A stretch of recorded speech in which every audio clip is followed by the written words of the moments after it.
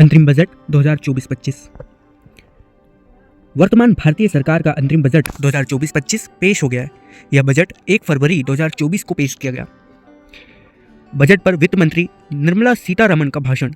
इन्होंने 58 मिनट के भाषण में यह कहा, हमने अंतरिम बजट की परंपरा को जारी रखा है। यही वजह है कि सरकार ने किसी तरह की घोषणा से परहेज किया है।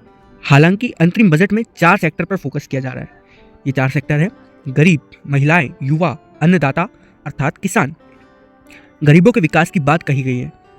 महिला सशक्तिकरण पर जोर का उल्लेख किया गया है। इस बजट में युवा शक्ति के उत्थान का वर्णन है। किसानों के लिए योजनाओं का विवरण इस बजट में बताया गया है।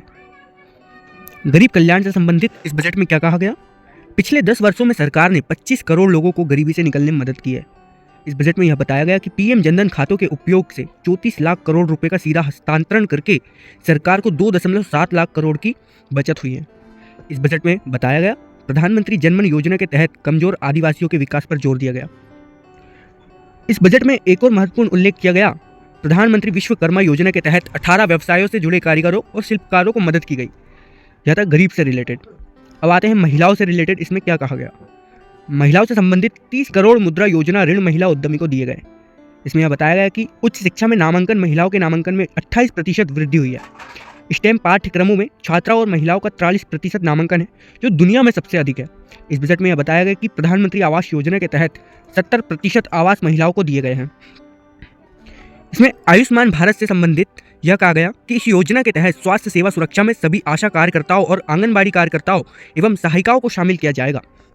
इस बजट में कृषि एवं खाद्य संस्करण से संबंधित बताया गया, प्रधानमंत्री किसान संपदा योजना से 38 लाख किसानों को लाभ हुआ है और रोजगार के 10 लाख अवसर निर्मित हुए हैं। इसमें रोजगार और विकास को बढ़ावा देने के लिए अनुसंधान और नवाचार से संबंधित यह कहा गया कि 50 वर्ष तक के ऋण के साथ 1 लाख का कोष स्थापित किया जाएगा। इसको लंबे समय तक कम या शून्य दरों पर उपलब्ध कराए जाएंगे।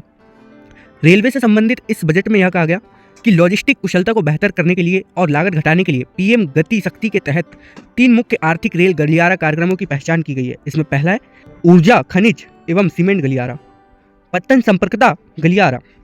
अगला है अधिक यातायात वाले गलियारा। तो रेलवे से संबंधित यह इस बजट में कहा गया 40,000 सामान्य रेल के डिब्बों को वंदे भारत मानकों के रूप में बदला जाएगा, यानी उनकी गुणवत्ता में बदलाव किया जाएगा।